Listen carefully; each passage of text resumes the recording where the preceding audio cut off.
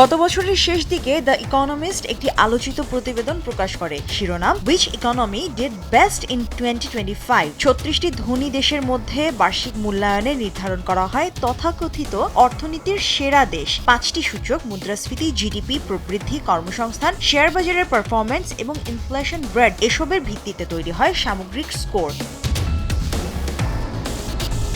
এই তালিকায় তৃতীয় স্থানে উঠে আসে ইসরায়েল, পর্তুগাল এবং আয়ারল্যান্ডের পরই। যুদ্ধবিধ্বস্ত বাস্তবতার মধ্যেও এমন অবস্থান অনেককেই বিস্মিত করেছে।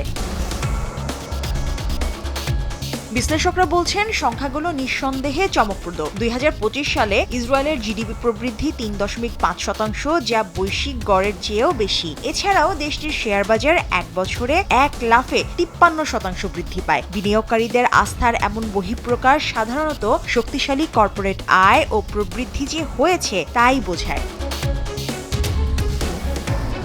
দ্য টাইমস অব ইসরায়েলের এক প্রতিবেদন বলছে 2023 সালে যুদ্ধ শুরুর পর প্রাথমিক ধস কাটিয়ে 2024-এর মাঝামাঝি থেকে বিদেশি বিনিয়োগকারীরা ইসরায়েলি শেয়ারে ঝুঁকতে শুরু করেন। তেল আবিব স্টক এক্সচেঞ্জের তথ্য অনুযায়ী গত সেপ্টেম্বর পর্যন্ত বিদেশি আর্থিক প্রতিষ্ঠানের হাতে থাকা তেল আবিবের শেয়ারের পরিমাণ দাঁড়ায় $19.2 বিলিয়ন, যা যুদ্ধপূর্ব সময়ের থেকে দ্বিগুণেরও বেশি।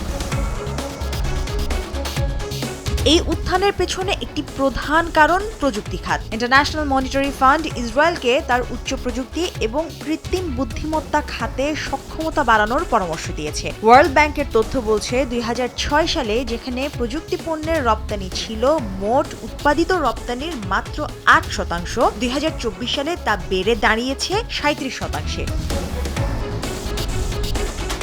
এছাড়াও গবেষণা প্রতিষ্ঠানগুলোর হিসাব অনুযায়ী 2018 থেকে 2023 সালের মধ্যে ইসরায়েলের জিডিপি প্রবৃদ্ধির 40%-এরও বেশি এসেছে এই প্রযুক্তি খাত থেকে। অ্যান্টি স্লিপারি টেকনোলজি ও সফট টেক্সচার টাইল, নরম ঘাসের স্পর্শ, সাপোর্ট গ্রাস ম্যাট, নান্দনিকতার ছোঁয়া। প্রায় 4 লাখ মানুষ কর্মরত এই খাতে, যা দেশটির মোট জিডিপির প্রায় 1/5। বিশ্লেষকদের মতে ইসরায়েলের প্রযুক্তি খাতের বিশেষ শক্তি অন্তর্নিহিত রয়েছে সামরিক গবেষণা, একাডেমিয়া এবং বেসরকারি উদ্যোগের নিবিড় সমন্বয়ে। সাইবার নিরাপত্তা, নজরদারি প্রযুক্তি এবং কৃত্রিম বুদ্ধিমত্তা ভিত্তিক গোয়েন্দা ব্যবস্থায় এই সমন্বয় একটি ধারাবাহিক উদ্ভাবনী চক্র তৈরি করেছে। কিন্তু প্রশ্ন আসে, এই উদ্ভাবনের পরীক্ষাগার কোথায়? লেখক অ্যান্টনি লেভেনস্টাইন তার বই দ্য প্যালেস্টাইন ল্যাবরেটরিতে দেখিয়েছেন অধিকৃত ফিলিস্তিনি ভূখণ্ডে প্রযুক্তির পরীক্ষামূলক প্রয়োগ কিভাবে বৈশ্বিক রপ্তানির ভিত্তি তৈরি করে। তার মতে বাস্তব সংঘাতই হয়ে ওঠে প্রযুক্তির ফিল্ড টেস্ট। অন্যদিকে গ্লোবাল ইনোভেশন ইন্ডেক্স বলছে 139টি অর্থনীতির মধ্যে ইসরায়েলের অবস্থান 14তম।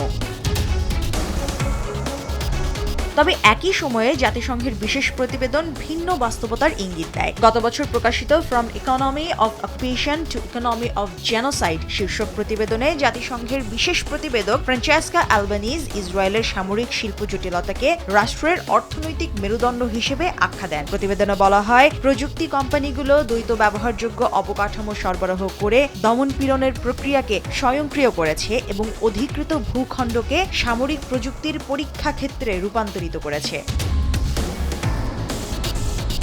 ইসরায়েলি ব্যবসা বিষয়ক সংবাদ মাধ্যম ক্যালকালিস্টের ভাষ্য মোতাবেক সংকটকে পরিবর্তনের চালিকা শক্তিতে পরিণত করেছে ইসরায়েল। বিদেশি বিনিয়োগকারীরা হয়তো বিশ্বাস করেন প্রযুক্তি নির্ভর ইসরায়েলি অর্থনীতি ভবিষ্যতেও মুনাফা দেবে, কিন্তু সেই মুনাফার বিনিময়ে মানবিক মূল্য কতটা, এই প্রশ্ন এড়ানো যায় না। অর্থনৈতিক সাফল্য যদি এক জনগোষ্ঠীর দুর্ভোগের পটভূমিতে দাঁড়িয়ে থাকে, তবে ইতিহাস একে কেবল প্রবৃদ্ধি হিসেবে নয়, এক নির্মম পরিহাস হিসেবেই স্মরণ করবে। মুশরিফা নুসরাত, দেশ টিভি।